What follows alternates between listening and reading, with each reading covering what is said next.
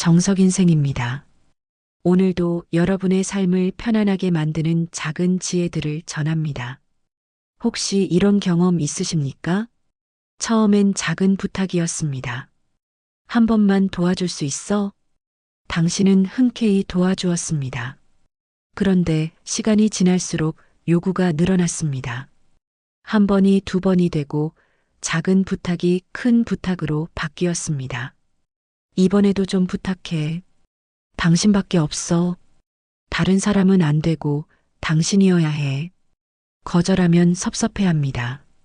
표정이 굳어지거나 말투가 차갑게 변합니다.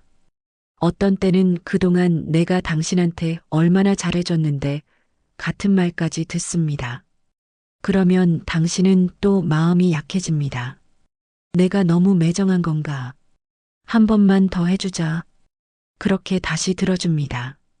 하지만 요구는 줄어들지 않습니다. 오히려 더 커집니다. 당신은 지금 혼란스러우실 겁니다. 내가 잘해줘서 이렇게 된 건가? 처음부터 선을 그었어야 했나? 이 사람이 원래 이런 사람이었나? 그 마음 충분히 이해합니다. 관계에서 가장 힘든 순간은 내가 뭘 잘못했는지 모를 때입니다. 잘해준 것이 잘못은 아닐 텐데 결과는 점점 힘들어집니다. 당신은 지치고 있습니다. 하지만 그만두기도 어렵습니다. 그동안 쌓아온 시간이 아깝고 상대를 상처 주는 것도 두렵습니다. 이 섭섭함, 이 답답함, 이 죄책감, 모두 당연한 감정입니다. 반전. 하지만 오늘 이 이야기를 끝까지 들으시면 한 가지 분명히 아시게 될 것입니다. 이것은 당신 문제가 아닙니다. 잘해준 것이 문제가 아니라 상대가 그것을 어떻게 받아들였는가의 문제입니다. 어떤 사람은 호의를 받으면 고마워합니다.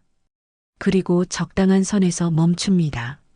하지만 어떤 사람은 호의를 받으면 더 요구합니다. 그리고 그것을 당연하게 여기기 시작합니다. 이 차이는 당신이 만든 것이 아닙니다. 상대 안에 이미 있던 패턴입니다. 비교 같은 상황을 두 사람에게 겪게 하면 전혀 다른 반응이 나옵니다.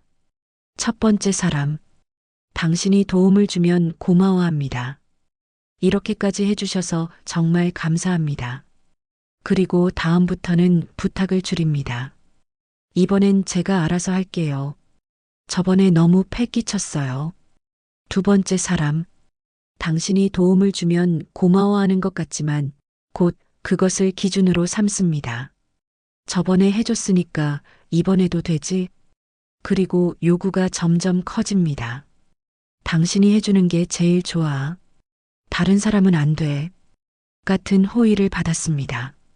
하지만 반응은 정반대입니다. 이 차이는 무엇일까요? 당신이 더 잘해줘서일까요? 아닙니다. 상대의 내면 구조가 다릅니다. 오늘 이 영상에서는 왜 어떤 사람은 잘해줄수록 더 요구하는지 그 심리 구조를 차근차근 살펴보겠습니다. 그리고 당신이 알아야 할 몇 가지 신호를 알려드리겠습니다. 언제 관계가 집착으로 바뀌는지, 왜 설명해도 이해하지 못하는지, 어떤 요구는 지켜도 되고 어떤 요구는 정리해야 하는지, 싸우지 않고 기준을 세우는 말의 구조는 무엇인지, 그리고 마지막으로 이제 관계를 정리해도 괜찮은 신호가 무엇인지 말씀드리겠습니다. 이 이야기는 당신을 비난하기 위한 것이 아닙니다. 당신이 잘못해서 이렇게 된 것이 아닙니다. 당신이 약해서도 아닙니다. 이 이야기는 당신을 지키기 위한 이야기입니다. 관계는 참는 것이 아니라 서로를 살리는 것이어야 합니다. 그리고 그것을 지키기 위해서는 때로는 선을 그어야 합니다. 그 선이 냉정한 것이 아니라 오히려 관계를 살리는 것임을 오늘 함께 확인하겠습니다. 이제 본론으로 들어갑니다. 첫 번째, 왜 잘해주면 요구가 늘어나는가? 현실 일화. 김 선생님은 60대 중반입니다. 퇴직 후 시간이 생기자 옛 직장 후배가 연락을 해왔습니다. 선배님, 요즘 어떻게 지내세요? 제가 사업을 시작했는데 조언 좀 구하고 싶어서요. 김 선생님은 기쁜 마음으로 만났습니다. 후배는 정말 간절해 보였고 김 선생님은 아는 것을 모두 알려주었습니다. 후배는 고마워했습니다. 선배님 덕분에 정말 큰 도움이 됐습니다. 그런데 일주일 후 또 연락이 왔습니다. 선배님, 이번엔 이 문제는 어떻게 풀어야 할까요? 김 선생님은 또 시간을 냈습니다. 그런데 이제는 전화가 자주 옵니다. 주말에도 옵니다. 저녁에도 옵니다. 선배님, 지금 급한데 조언 좀 해주세요. 어느 날 김 선생님이 말했습니다. 요즘 좀 바쁘네. 다음 주에 만나자. 그러자 후배의 목소리가 차갑게 변했습니다. 아, 그러세요. 저는 선배님밖에 없는데 알겠습니다. 김 선생님은 마음이 불편했습니다. 내가 너무 매정하게 한 건가? 결국 다시 전화를 받았습니다. 그런데 이제는 요구가 더 커졌습니다. 선배님, 제 사업 파트너로 이름 좀 올려주실 수 있으세요? 아무것도 안 하셔도 됩니다. 그냥 이름만요. 김 선생님은 당황했습니다. 어디까지 가는 걸까? 심리학에서는 이런 현상을 점진적 요구 증가 효과라고 부릅니다. 1966년 심리학자 프리드먼과 프레이저가 실험을 했습니다. 한 집단에게는 처음부터 큰 부탁을 했습니다. 집 앞마당에 큰 교통안전 표지판을 세워주시겠습니까? 대부분 거절했습니다. 다른 집단에게는 먼저 작은 부탁을 했습니다. 작은 스티커를 창문에 붙여주시겠습니까? 대부분 수락했습니다. 그리고 2주 후 같은 사람들에게 큰 부탁을 했습니다.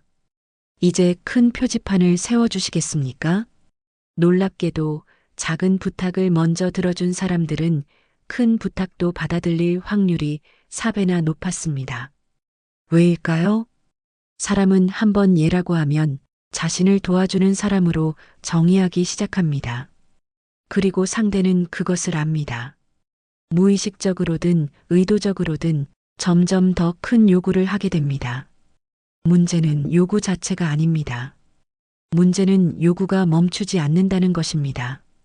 보통 사람은 도움을 받으면 부채감을 느낍니다.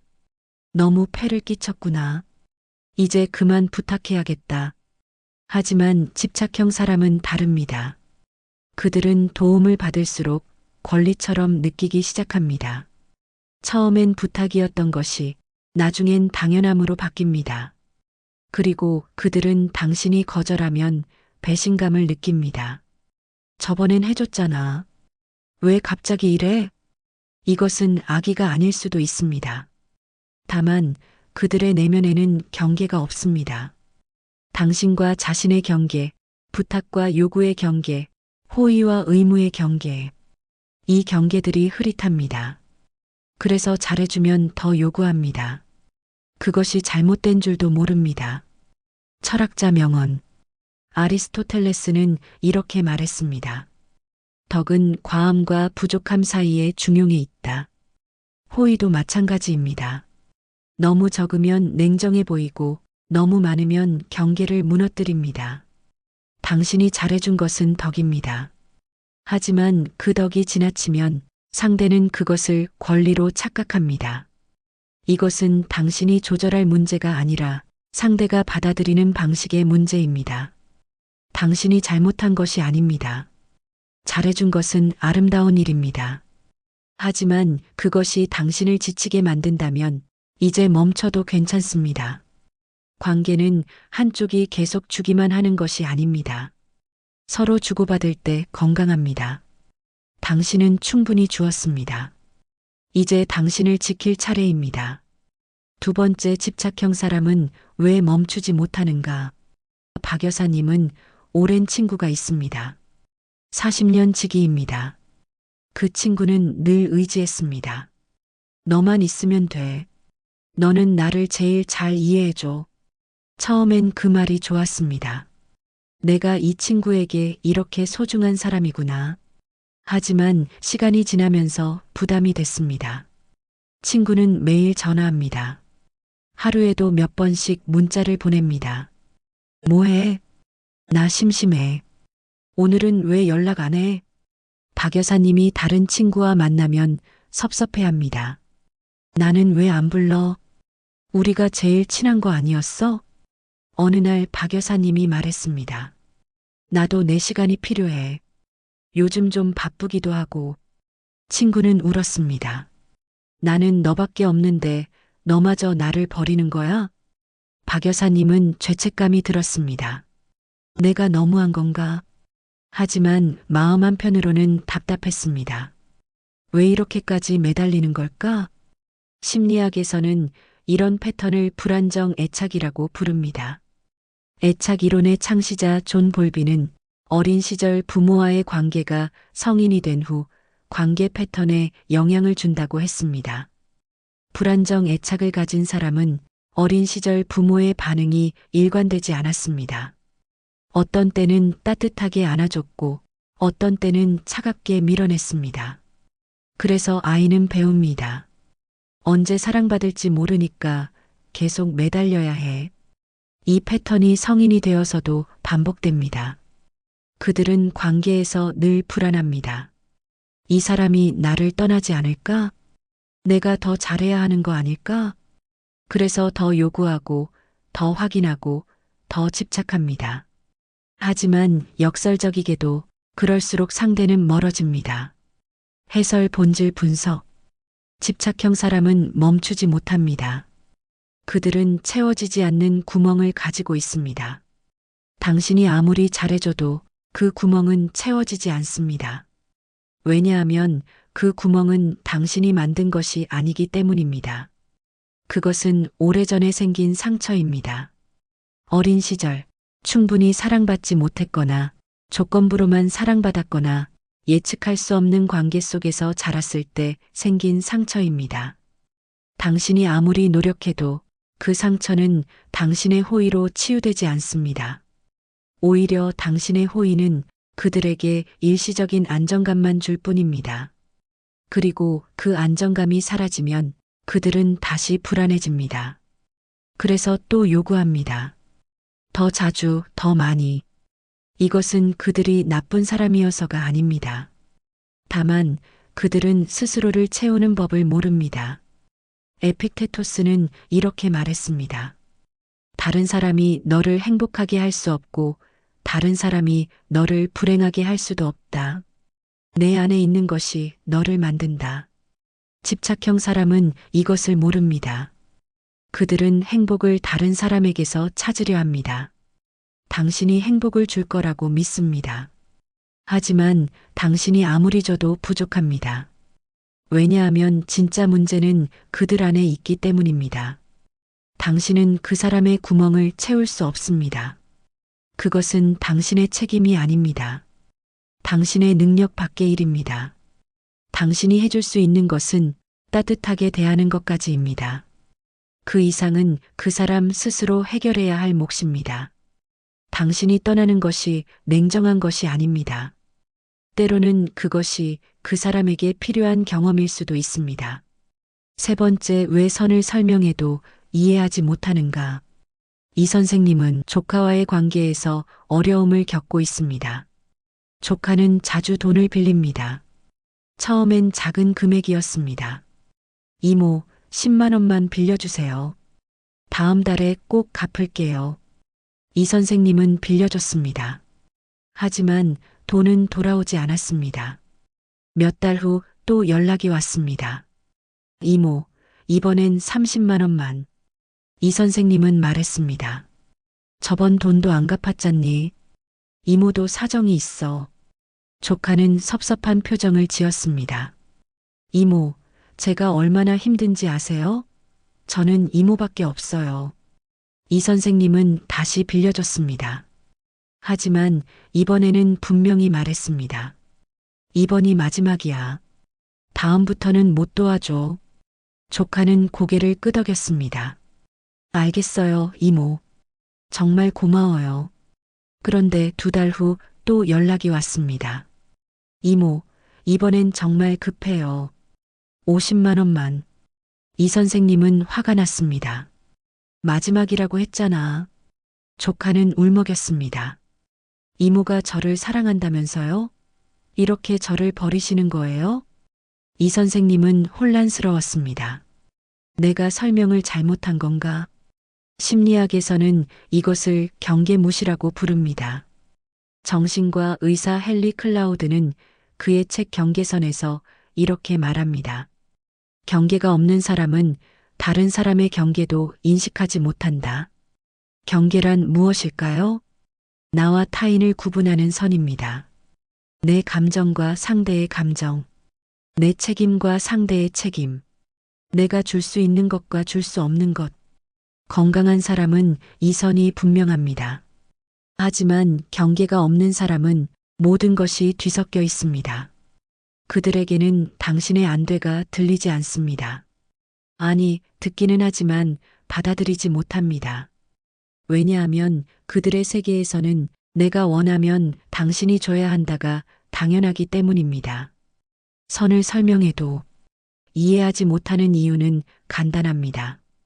그들은 당신의 입장을 생각하지 않습니다. 이것은 악의가 아닐 수도 있습니다. 단지 그들의 시야에는 자신밖에 없습니다. 그들의 세계는 나를 중심으로 돌아갑니다. 내가 힘들다. 내가 필요하다. 내가 외롭다. 당신이 힘든지, 당신에게도 사정이 있는지, 당신도 지치는지는 중요하지 않습니다. 그래서 당신이 아무리 설명해도 소용없습니다. 나도 힘들어. 나는 더 힘들어. 이번이 마지막이야. 다음에는 진짜 마지막이야. 더는 못해줘. 한 번만 더. 그들은 당신의 말을 듣지 않습니다. 자신의 필요만 듣습니다. 칸트는 이렇게 말했습니다. 사람을 수단으로 대하지 말고 목적으로 대하라. 집착형 사람은 당신을 목적이 아닌 수단으로 봅니다. 그들에게 당신은 자신의 필요를 채워줄 도구입니다. 당신의 감정, 당신의 한계, 당신의 삶은 고려 대상이 아닙니다. 이것은 사랑이 아닙니다. 이것은 의존입니다. 당신이 설명을 잘못한 것이 아닙니다. 상대가 듣지 않을 뿐입니다. 이런 사람에게는 설명이 아니라 행동이 필요합니다. 말로는 안 됩니다. 당신이 실제로 멈춰야 합니다. 그것이 냉정해 보일 수 있습니다. 하지만 그것만이 그들에게 진짜 메시지를 전달하는 방법입니다.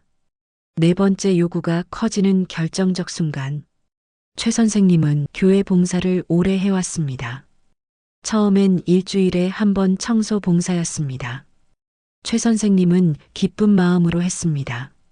그런데 담당 집사님이 말했습니다. 최 권사님, 정말 고맙습니다. 최 권사님 같은 분이 또 있을까요? 최 선생님은 뿌듯했습니다. 얼마 후 집사님이 또 연락했습니다. 최 권사님, 이번 주 수요일에도 와주실 수 있으세요? 다른 분이 못 오셔서요. 최 선생님은 흔쾌히 갔습니다. 그런데 이제 수요일 봉사가 당연한 것처럼 됐습니다. 그리고 주말 행사 때도 연락이 옵니다. 최 권사님, 이번 주말 행사 준비 도와주실 수 있으시죠? 최 선생님은 점점 바빠졌습니다. 가족과의 시간도 줄어들었습니다. 어느 날 최 선생님이 말했습니다. 이번 주는 좀 어려울 것 같아요. 가족 행사가 있어서요. 집사님의 목소리가 차가워졌습니다. 아, 그렇군요. 그럼 다른 분을 찾아봐야겠네요. 저는 최 권사님만 믿었는데 최 선생님은 마음이 불편했습니다. 내가 너무 이기적인 건가? 심리학자 로버트 치알디니는 그의 책 설득의 심리학에서 일관성의 법칙을 설명합니다. 사람은 한 번 한 행동을 반복하려는 경향이 있습니다. 자신을 일관된 사람으로 보이고 싶기 때문입니다. 내가 저번에 했으니까 이번에도 해야지. 내가 거절하면 일관성이 없어 보이겠지. 상대는 이것을 압니다. 그래서 처음에는 작은 부탁으로 시작합니다. 그리고 당신이 수락하면 그것을 기준으로 삼습니다.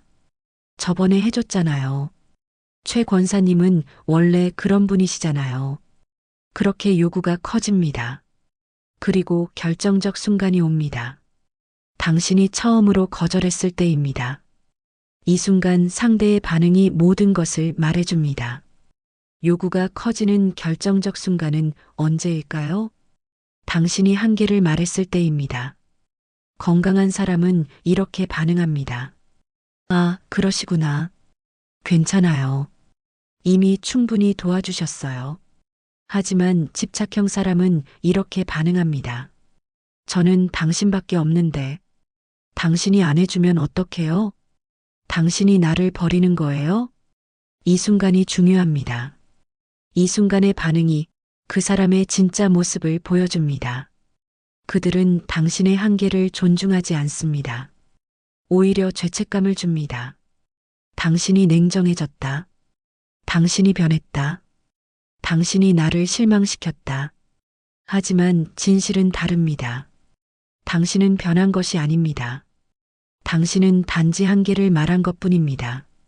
그리고 그들은 그 한계를 받아들이지 못하는 것입니다.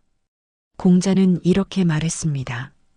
자신을 이기는 것이 인으로 돌아가는 것이다.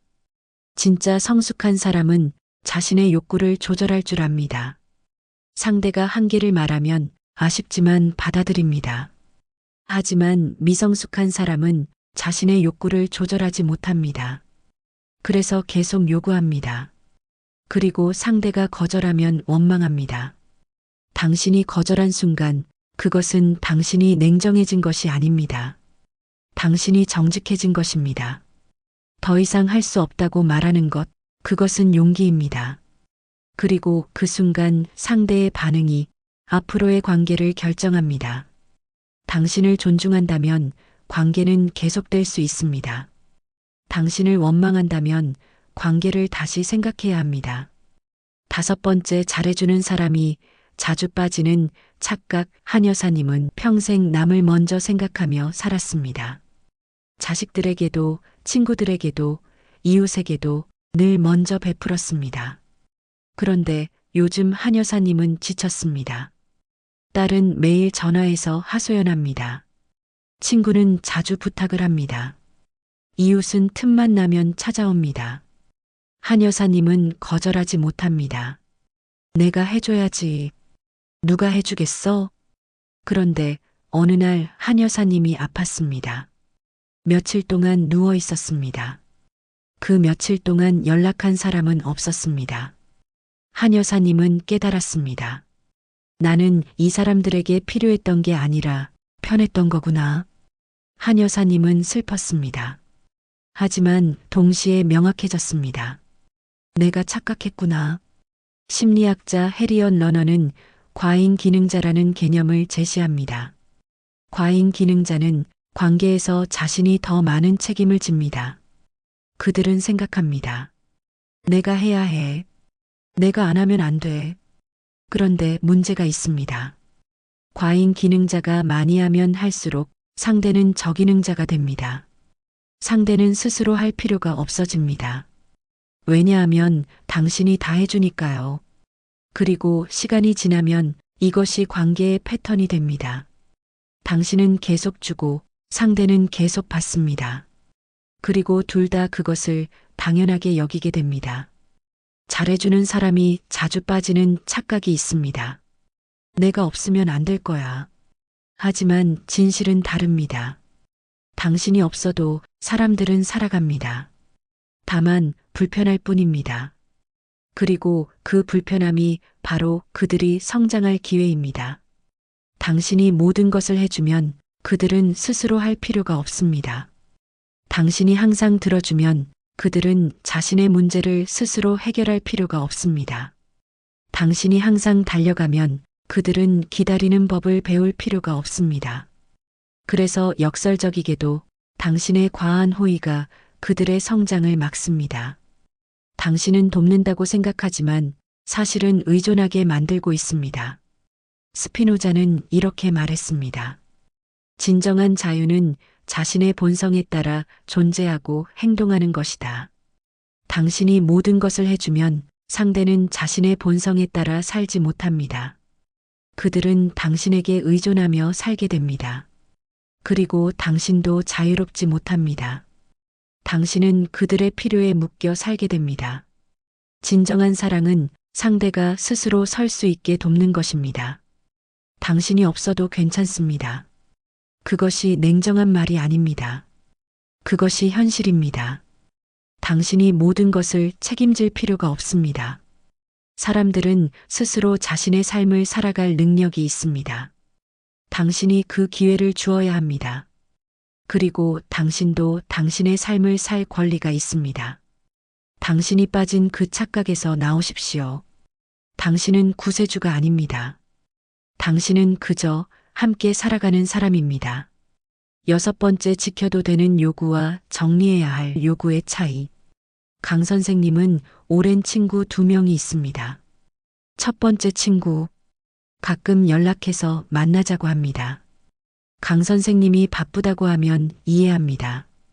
그럼 다음에 만나자. 너무 무리하지 마. 만나면 서로의 이야기를 나눕니다. 강 선생님도 말하고 친구도 말합니다. 헤어질 때는 서로 고마워합니다. 오늘 만나서 좋았어. 덕분에 힘이 났어. 두 번째 친구, 자주 연락해서 만나자고 합니다. 강 선생님이 바쁘다고 하면 섭섭해합니다. 나는 내가 보고 싶은데 너는 나를 안 보고 싶은 거야? 만나면 친구만 이야기합니다. 강 선생님이 말하려고 하면 끊습니다. 그건 그렇고 내 이야기 좀 들어봐. 헤어질 때도 또 만나자고 합니다. 다음 주에 또 만날 수 있지? 강 선생님은 고민합니다. 둘 다 친구인데 왜 이렇게 다를까? 심리학자 마셜 로젠버그는 비폭력 대화에서 요구와 부탁의 차이를 설명합니다. 부탁. 상대가 거절할 수 있습니다. 거절해도 관계가 유지됩니다. 요구. 상대가 거절하면 안 됩니다. 거절하면 관계가 위협받습니다. 건강한 관계는 부탁으로 이루어집니다. 이렇게 해주면 좋겠어. 하지만 내 사정도 이해해. 불건강한 관계는 요구로 이루어집니다. 이렇게 해줘야 해. 안 하면 나는 상처받아. 첫 번째는 상대의 자유를 존중합니다. 두 번째는 상대의 자유를 제한합니다. 지켜도 되는 요구와 정리해야 할 요구는 어떻게 구분할까요? 지켜도 되는 요구. 거절해도 관계가 유지됩니다. 상대가 당신의 사정을 이해합니다.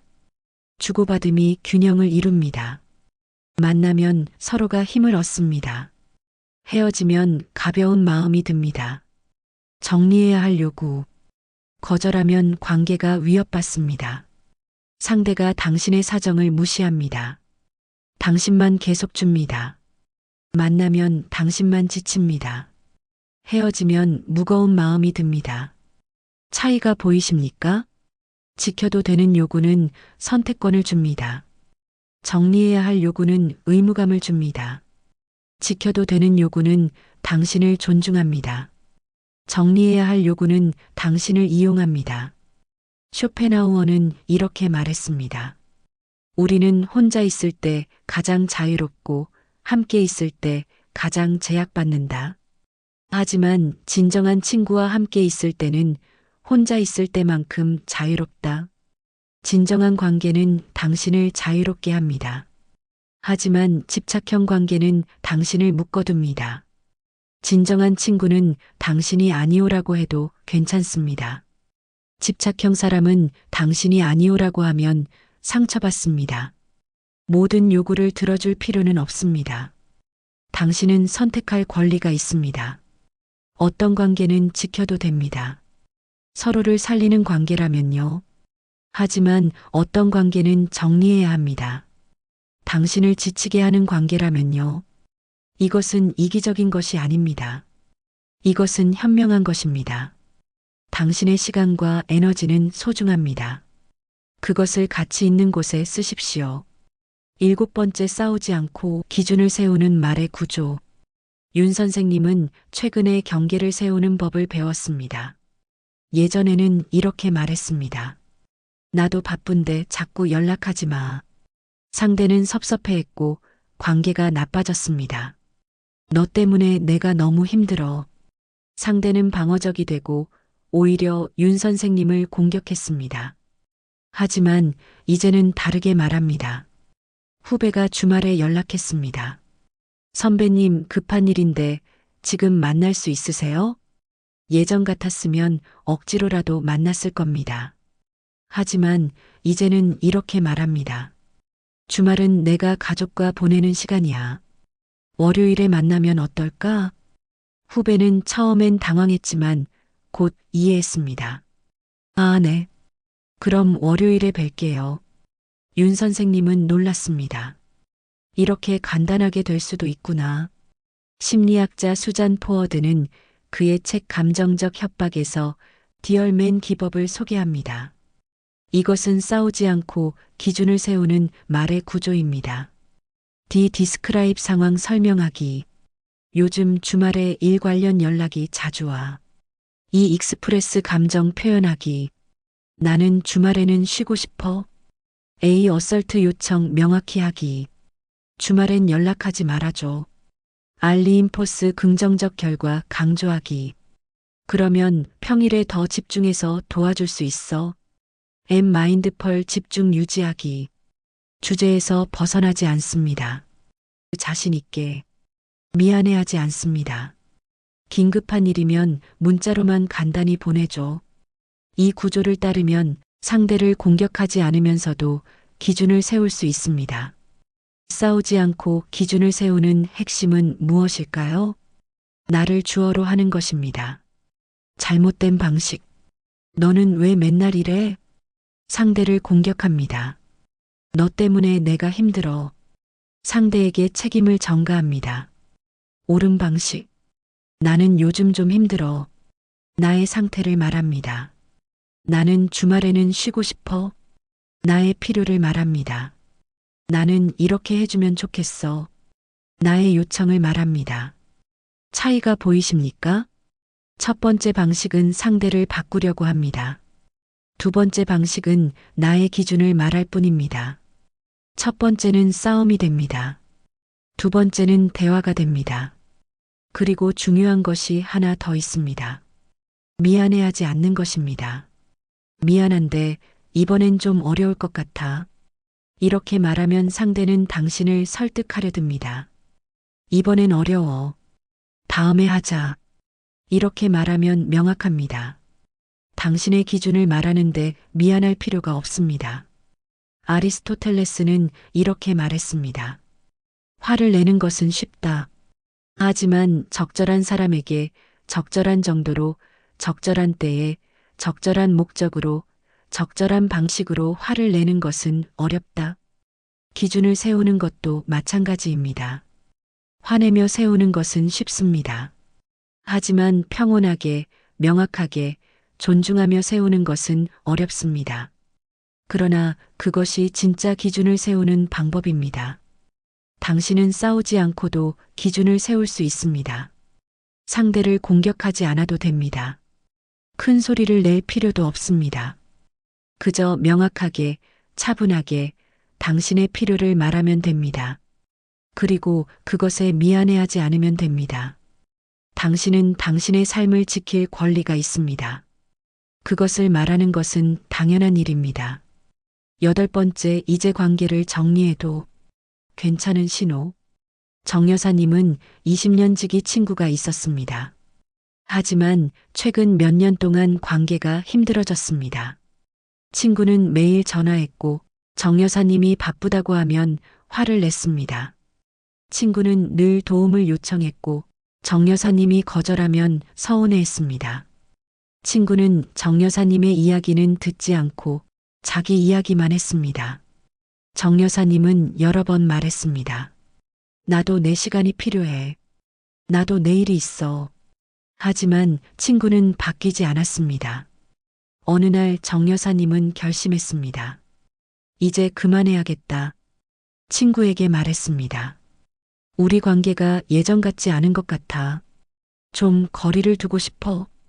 친구는 울면서 매달렸습니다. 우리가 얼마나 오래된 사이인데 나를 버리는 거야? 정 여사님은 마음이 아팠습니다. 하지만 돌아서지 않았습니다. 몇 달이 지나자 정 여사님은 평온해졌습니다. 내가 잘한 거구나. 심리학자 존 가트맨은 부부관계 연구로 유명합니다. 그는 이혼을 예측하는 4가지 기술을 제시했습니다. 비난 상대의 인격을 공격합니다. 경멸 상대를 무시하고 깔봅니다. 방어 자기 정당화만 합니다. 담쌓기 대화를 거부합니다. 이 4가지가 나타나면 관계는 회복이 어렵습니다. 부부뿐 아니라 모든 관계에 적용됩니다. 이 신호들이 보이면 관계를 다시 생각해야 할 시점입니다. 관계를 정리해도 괜찮은 신호는 무엇일까요? 1. 당신이 말해도 바뀌지 않을 때 여러 번 말했습니다. 명확하게 말했습니다. 하지만 아무것도 달라지지 않습니다. 2. 만나고 나면 늘 지칠 때 예전엔 만나면 힘이 났습니다. 하지만 이제는 만나면 기진맥진합니다. 3. 상대가 당신을 존중하지 않을 때 당신의 시간, 당신의 필요, 당신의 감정을 무시합니다. 4. 관계가 당신의 다른 관계를 해칠 때 이 사람 때문에 가족과의 시간이 줄어들고 다른 친구들을 못 만나고 당신 자신을 돌볼 시간이 없습니다. 5. 죄책감만 남았을 때 더 이상 애정이 아닙니다. 그저 의무감과 죄책감입니다. 6. 당신이 진짜 자신이 아닐 때 이 사람 앞에서는 눈치를 봐야 하고 조심해야 하고 진짜 마음을 말할 수 없습니다. 이런 신호들이 보이면 이제 정리할 때입니다. 에픽테토스는 이렇게 말했습니다. 어떤 일들은 우리가 통제할 수 있고 어떤 일들은 통제할 수 없다. 우리가 통제할 수 없는 것에 집착하면 불행해진다. 당신은 상대를 바꿀 수 없습니다. 당신은 상대가 당신을 이해하게 만들 수 없습니다. 하지만 당신은 당신의 선택을 통제할 수 있습니다. 남을 것인가, 떠날 것인가, 계속 줄 것인가, 멈출 것인가. 이것은 당신이 결정할 수 있습니다. 그리고 때로는 떠나는 것이 가장 현명한 선택입니다. 관계를 정리하는 것이 냉정한 것은 아닙니다. 때로는 그것이 당신을 살리는 유일한 방법입니다. 20년을 함께 했어도 그것이 앞으로도 함께해야 하는 이유는 되지 않습니다. 과거가 아무리 좋았어도 현재가 당신을 힘들게 한다면 떠나도 괜찮습니다. 당신은 배신자가 아닙니다. 당신은 그저 자신을 지키는 사람입니다. 그리고 그것은 당연한 권리입니다. 오늘 우리는 긴 이야기를 나눴습니다. 잘해줄수록 더 요구하는 사람의 심리, 집착형 관계의 특징, 그리고 어떻게 대응해야 하는지를 살펴봤습니다. 이제 정리해 보겠습니다. 첫째, 잘해준 것은 당신의 잘못이 아닙니다. 당신은 따뜻한 사람입니다. 그것은 아름다운 일입니다. 하지만 어떤 사람은 그 따뜻함을 권리로 착각합니다. 이것은 당신이 만든 문제가 아닙니다. 둘째, 집착형 사람은 채워지지 않는 구멍을 가지고 있습니다. 당신이 아무리 잘해줘도 그 구멍은 채워지지 않습니다. 왜냐하면 그것은 그들 스스로 채워야 할 몫이기 때문입니다. 셋째, 설명해도 이해하지 못하는 사람이 있습니다. 그들은 당신의 말을 듣지 않습니다. 자신의 필요만 듣습니다. 이런 사람에게는 설명이 아니라 행동이 필요합니다. 넷째, 거절했을 때의 반응이 모든 것을 말해줍니다. 당신이 한계를 말했을 때 상대가 어떻게 반응하는지 보십시오. 존중한다면 관계는 계속될 수 있습니다. 원망한다면 관계를 다시 생각해야 합니다. 다섯째, 당신은 구세주가 아닙니다. 모든 것을 책임질 필요가 없습니다. 사람들은 스스로 자신의 삶을 살아갈 능력이 있습니다. 당신이 그 기회를 주어야 합니다. 여섯째, 지켜도 되는 요구와 정리해야 할 요구는 다릅니다. 지켜도 되는 요구는 당신을 존중합니다. 정리해야 할 요구는 당신을 이용합니다. 구분할 줄 아는 것이 지혜입니다. 일곱째, 싸우지 않고도 기준을 세울 수 있습니다. 나를 주어로 말하십시오. 명확하게 말하십시오. 미안해하지 마십시오. 당신의 기준을 말하는 것은 당연한 권리입니다. 여덟째, 관계를 정리해도 괜찮은 때가 있습니다. 말해도 바뀌지 않고, 만나면 지치고, 존중받지 못하고, 죄책감만 남았다면 이제 떠나도 괜찮습니다. 관계는 참는 것이 아닙니다. 관계는 서로를 살리는 것입니다. 한쪽이 계속 지친다면 그것은 건강한 관계가 아닙니다. 당신은 소중한 사람입니다. 당신의 시간도 소중합니다. 당신의 에너지도 소중합니다. 그것을 아무에게나 주지 마십시오. 가치 있는 곳에 주십시오. 그리고 때로는 가장 가치 있는 곳은 당신 자신입니다. 오늘 이 이야기가 당신에게 작은 위로가 되었기를 바랍니다. 당신은 잘못한 것이 없습니다. 당신은 충분히 잘해왔습니다. 이제 당신을 지킬 차례입니다. 당신이 평온한 관계 속에서 진짜 당신으로 살아갈 수 있기를 바랍니다.